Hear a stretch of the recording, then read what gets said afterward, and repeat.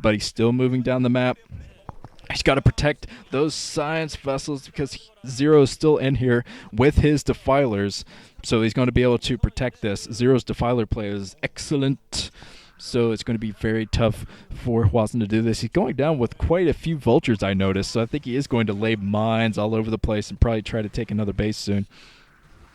Hwasin's got to fight off those Scourge. Doing a great job melting all of the Scourge. Oh, dragging a mine into a defiler. So, yeah, ZerO is definitely in a bad position. ZerO, he's competing economically, but he's losing pretty much every little battle in the middle of the map.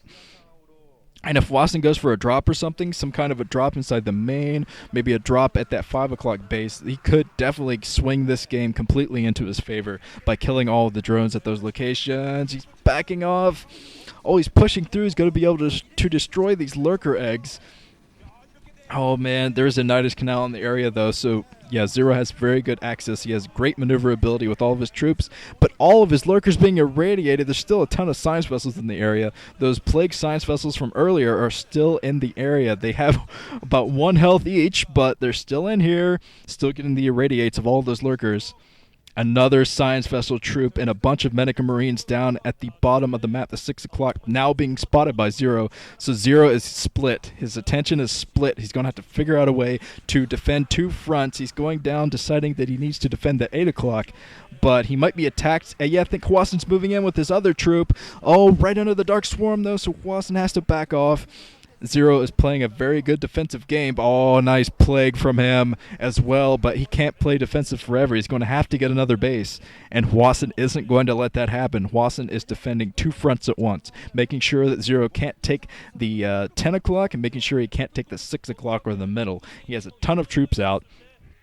But yeah, speaking of bases, Hwasin needs to take another soon. He needs to get a 4th base up and running. Terran can stay in 3 bases for pretty much ever, but not against Ultras. The Ultraless Cavern is up. Oh, Hwasin not really paying attention. A huge plague on all of his troops. I think he could have backed off a little bit sooner there. He must have been paying attention to the battle cruisers. Oh, the physics lab up for Hwasin. He's going for battle cruisers, deciding he has enough science vessels out. Plenty of science vessels in the area to protect all of them, but this could be a little bit premature from him going for that physics lab. He's coming in with backup troops, all the medics being surrounded, and a few medics go down, but he has still a pretty sizable force out in the ground from 2 different fronts, 3 different fronts, really. Hwasin's coming down. Hwasin is actually in a great position to deal with these Ultras as long as he can stay away from the Dark Swarm. Oh, ZerO coming in. He has a couple of Sunkens in the area down by his 8 o'clock base, and that's going to protect that 8 o'clock. That's going to protect the 8 o'clock, only temporarily, though. And Hwasin, for whatever reason, he's going for battle cruisers, but only from 1 starport. I think from 1 starport. This is an awful lot of science vessels to be pumped from only 1 starport, but I haven't seen the 2nd starport yet. So many science vessels out. Oh, my God.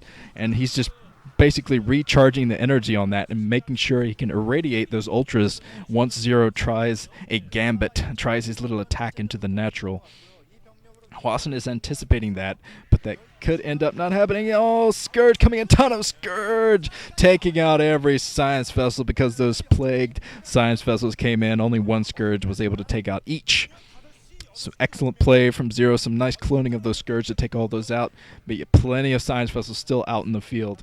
And Hwasin is committing himself to battle cruisers. He's going to hide these. He's going to hide his battle cruisers for the meantime, and he might try to take out that 5 o'clock with battle cruisers. He's going to try to getting some nice defensive matrix on the Marine so he can take out all of these Ultras. He's doing a good job, but he has to reinforce this Marine squad. He has some Marines at the 6 o'clock, I know, but I'm not sure where his reinforcements are. He's going to need some. He needs those reinforcements to come in and help him with the Ultralisks.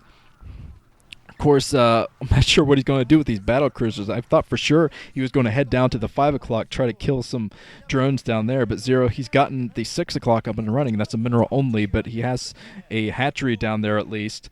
Yeah, the battle cruisers picking off everything. Sport colonies coming up for ZerO. Oh, ZerO losing quite a few Zerglings down here. But it looks like Hwasin might be running low on minerals. I think Hwasin has the 12 o'clock base. Either that or he has some troops over there.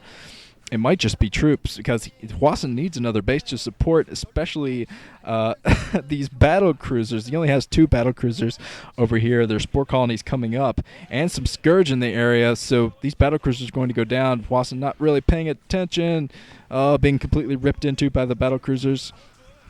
Hwasin backing off, but a nice plague on all the science vessels. All the science vessels got plagued. So, oh man, that's a huge plague from ZerO, because now he can go in, like I said, with 1 Mutalisk and take all those down. I think Hwasin might be losing his grip on this game.